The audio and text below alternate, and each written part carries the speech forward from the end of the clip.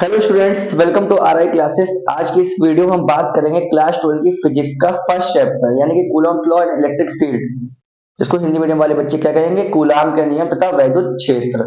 तो सबसे पहले फर्स्ट चैप्टर में हम लोग देखेंगे कि क्या क्या चीजें इंपॉर्टेंट हैं और क्या क्या नहीं इंपॉर्टेंट, क्योंकि जानते हो board exam is near.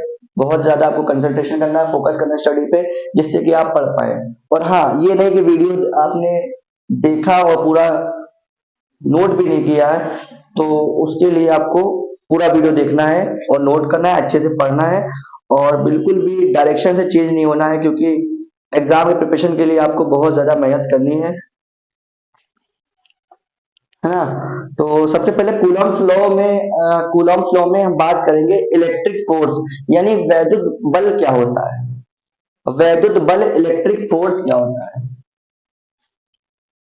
Coulomb's law को पढ़ने के लिए हम जानेंगे इलेक्ट्रिक फोर्स के बारे में, वैद्युत बल के बारे में। इलेक्ट्रिक फोर्स से आया तो हम लोग इलेक्ट्रिक चार्ज के बारे में जानेंगे, यानी आवेश के बारे में। तो चार्ज,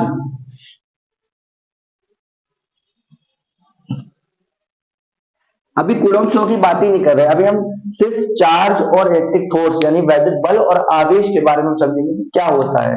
हम जानते हैं जो चार्ज होते हैं वो दो टाइप के होते हैं। पहला होता है पॉजिटिव चार्ज और दूसरा होता है निगेटिव। पॉजिटिव और नेगेटिव, ठीक है। अब ये जानेंगे जो पॉजिटिव है, यानी जो लाइट चार्जेस हैं, वो एक दूसरे को क्या करते हैं, रिपेल करते हैं, यानी कि प्रतिकर्षित करते हैं एक दूसरे को। प्लस प्लस चार्ज होगा वो एक दूसरे को प्रतिकर्षित यानी रिपेल करेगा। जो लाइट चार्जेस होंगे माइनस माइनस, वो अट्रैक्ट करेंगे। अगर प्लस प्लस है तो एक दूसरे से क्या होगा, रिपेल करेगा, प्रतिकर्षित, एक दूसरे दूर भागेंगे। अगर माइनस माइनस लाइट चार्जेस हैं वो एक दूसरे को पास आएंगे प्लस माइनस में, मतलब कि अपोजिट चार्ज। तो अपोजिट चार्ज क्या होते हैं, अट्रैक्ट होते हैं, और सेम चार्ज क्या होते हैं, रिपेल होते हैं। इससे पता चला जब अट्रैक्ट होंगे या रिपेल होंगे, यानी कि आकर्षित होंगे या प्रतिकर्षित होंगे, इससे एविडेंट हुआ कि इनके बीच इलेक्ट्रिक फोर्स है, एक फोर्स वर्क कर रहा है। प्लस माइनस जब ये अट्रैक्ट होगा, ये इधर आएगा, ये इधर आएगा, तो इनके बीच क्या वर्क कर रहा है, force. This force is called electric force. इस बल को जो इनके बीच लग रहा है, रिपेल में या अट्रैक्ट में, जो ये फोर्स लग रहा है वो अपना क्या होगा, इलेक्ट्रिक फोर्स। तो इलेक्ट्रिक फोर्स के बारे में समझ गए। इलेक्ट्रिक फोर्स के बारे में समझ में आया बेटा कि हमने क्या, वी हैव रीड कि like charge repel each other but unlike charge attract each other. जो समान आवेश है वो एक दूसरे को प्रतिकर्षित करते हैं और विपरीत आवेश एक दूसरे को आकर्षित करते हैं। और इनके बीच जो बल, जो इनके बीच जो फोर्स एक्ट होता है, उसे कहते हैं इलेक्ट्रिक फोर्स। अब कूलॉम्स लॉ ने क्या बताया, कूलॉम्स लॉ ने 1785 में बताया कि टू स्टेशनरी पॉइंट चार्ज है, कि दो बिंदु आवेश है, लेट कर लिया हमने Q1 और Q2, जो एयर और वैक्यूम यानी वायु या निर्वात में रखे हैं। इनके बीच जब दो चार्ज हैं तो इनके बीच एक रिपेल, यानी कि अगर सेम चार्ज है तो कौन सा रिपेल होगा और अपोजिट है तो अट्रैक्ट होगा, यानी कि बीच इनके क्या लगेगा, हम कह सकते हैं इनके बीच रिपेल या अट्रैक्शन फोर्स ना कह सकते, हम लोग कह सकते हैं इलेक्ट्रिक फोर्स। इनके बीच जो इलेक्ट्रिक फोर्स एक दूसरे से r डिस्टेंस पर पुट है, और इनके बीच इलेक्ट्रिक फोर्स क्या है, F है। तो कूलॉम ने दो कंडीशन दी है कि इनके जो बीच एक्ट करने वाला फोर्स है वो चार्ज के, जो आवेश के गुणनफल के, उन आवेशों के गुणनफल के अनुक्रमानुपाती होता है। According to Coulomb's law, the force between the charges is directly proportional to the product of two charges, यानी कि किन्हीं दो आवेशों के बीच कार्य करने वाला वैद्युत बल उन आवेशों के गुणनफल के अनुक्रमानुपाती होता है। ठीक है, इक्वेशन फर्स्ट। सेकंड में कह रहा है यही जो बल है उन आवेशों के बीच की डिस्टेंस के, दूरी के, वर्ग के व्युत्क्रमानुपाती होता है। कॉपी पेन लेके ये नोट कर लो, मैं बोल रहा हूं नोट कर लो कि किन्हीं दो वायु या निर्वात में स्थित किन्हीं दो आवेशों के बीच कार्य करने वाला बल आवेशों के गुणनफल के अनुक्रमणपाती तथा उनके बीच की दूरी के वर्ग के व्युत्क्रमणपाती होता है। क्या लिखा?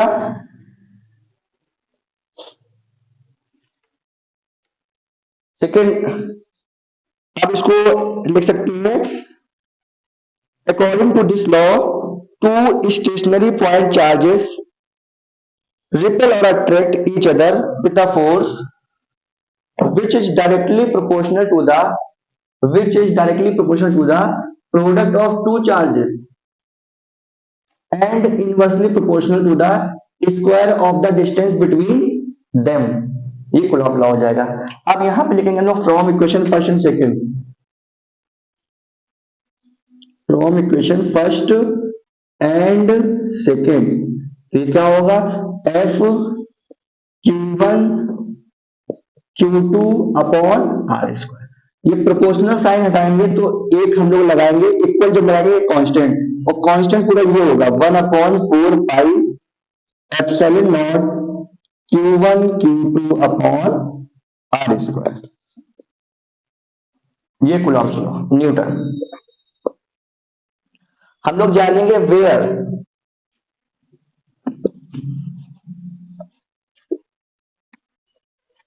वेयर 1/4 पाई एप्सिलॉन नॉट क्या है? प्रोपोर्शनली कांस्टेंट, कांस्टेंट यानी कि अनुक्रमानुपाती नियतांक, नियतांक। इसकी वैल्यू कितनी होती है?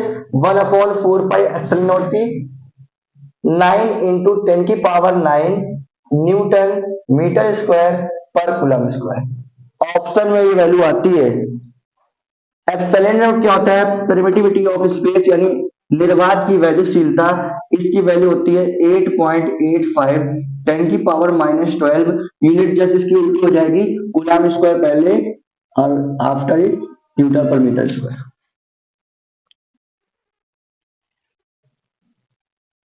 इसे नोट कर लें, और इसके बाद अब हम समझेंगे कि इलेक्ट्रिक डाइपोल क्या है, यानी वैद्युत द्विध्रुव क्या है, वैद्युत द्विध्रुव आघूर्ण क्या है। अच्छे से एक एक चीज को हम लोग को नोट करना है, तब जाके हम लोग को डायरेक्ट जब छोटे छोटे फॉर्मूले पता होंगे तब हम लोग प्रूविंग कर पाएंगे।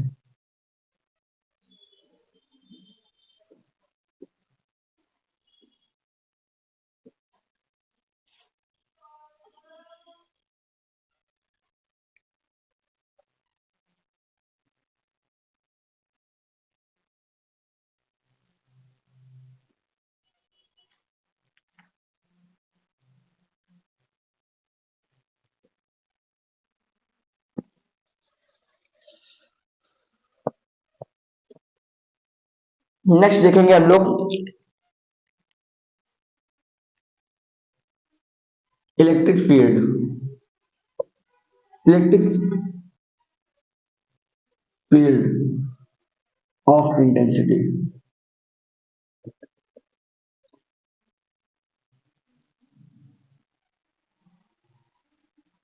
वैद्युत क्षेत्र की तीव्रता,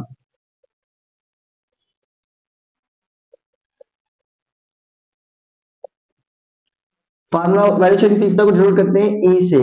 ई का फार्मूला होता है F/Q या Q नॉट। F क्या है? Electric force. F क्या है? इलेक्ट्रिक फोर्स यानी कि वैद्युत क्षेत्र। Q क्या है? टेस्ट चार्ज, परीक्षण आवेश।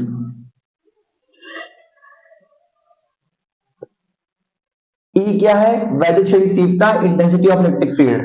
तो अब हम इसकी डिफाइन कैसे कर सकते हैं? विद फार्मूले से कि the ratio of electric force and test charge is called electric field density. या ऐसे बोल सकते हैं हम लोग कि in any electric field, in any electric field the ratio of electric force and test charge is called intensity of electric field. Hindi medium कह सकते हैं कि किसी वैद्युत क्षेत्र में वैद्युत बल और परीक्षण आवेश के अनुपात को वैद्युत क्षेत्र की तीव्रता कहते हैं। किसी वैद्युत क्षेत्र में वैद्युत बल और परीक्षण आवेश के अनुपात को बल क्षेत्र की तीव्रता कहते हैं। इसे टी से प्रदर्शित करते हैं। इसका यूनिट क्या हो जाएगा, इसका यूनिट मात्रक क्या हो जाएगा, एफ का होता है न्यूटन, न्यूटन, क्यू क्या होता है कूलाम, न्यूटन पर कूलाम, न्यूटन पर कूलाम।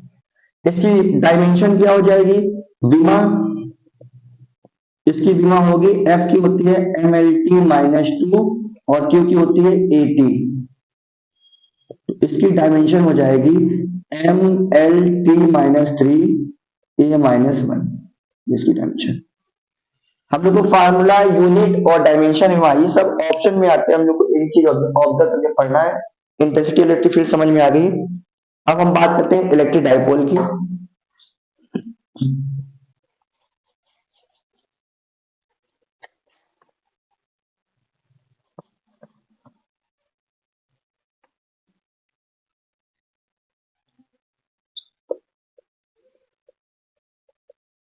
इलेक्ट्रिक डायपोल यानी वैद्युत द्विध्रुव। वैद्युत द्विध्रुव क्या होता है, वैद्युत द्विध्रुव होता है कि कोई भी टू अपोजिट चार्ज, एक प्लस क्यू दूसरा माइनस क्यू, एक दूसरे सम डिस्टेंस पर रखी हो तो ऐसी संरचना वैद्युत द्विध्रुव कहलाती है। ऐसी संरचना जिसमें परिमाण में बराबर और विपरीत आवेश एक दूसरे से सम डिस्टेंस पर, कुछ दूरी पर या टू डिस्टेंस पर रखे हैं, उसे कहेंगे वैद्युत द्विध्रुव।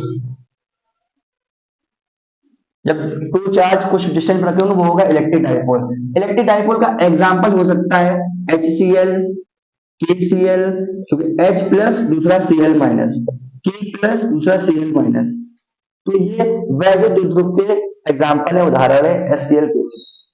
अब हम लोग बात करेंगे वैद्युत द्विध्रुव आघूर्ण की यानी इलेक्ट्रिक डायपोल मोमेंट की।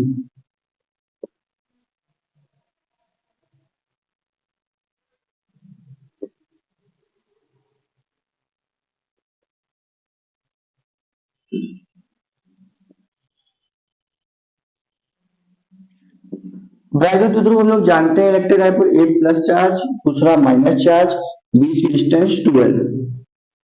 ठीक, अब इलेक्ट्रिक डायपोल मोमेंट को हम लोग डिनोट करते हैं P से। P इक्वल टू फॉर्मूला होता है किसी इलेक्ट्रिक डायपोल का वन साइडेड चार्ज Q और उनकी डिस्टेंस, उनकी दूरी का गुणन, दूरी कितनी है 12 की गुणनफल को वैद्युत द्विध्रुव आघूर्ण कहते हैं। डिफाइन क्या हो जाएगी, किसी वैद्युत द्विध्रुव के एक ओर के आवेश और उनके बीच की डिस्टेंस के गुणनफल को वैद्युत द्विध्रुव आघूर्ण कहते हैं।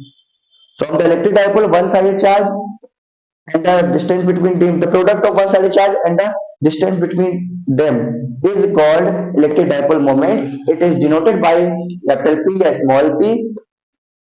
यूनिट क्या हो जाएगा, इसका यूनिट जो होगा, मात्रक जो होगा Q का होता है कूलम, लेंथ का होता है मीटर, कूलम मीटर। इसकी डायमेंशन क्या हो जाएगी, विमा क्या हो जाएगी, Q की होती है 80, लेंथ की होती है L, तो डायमेंशन हो जाएगी LTA।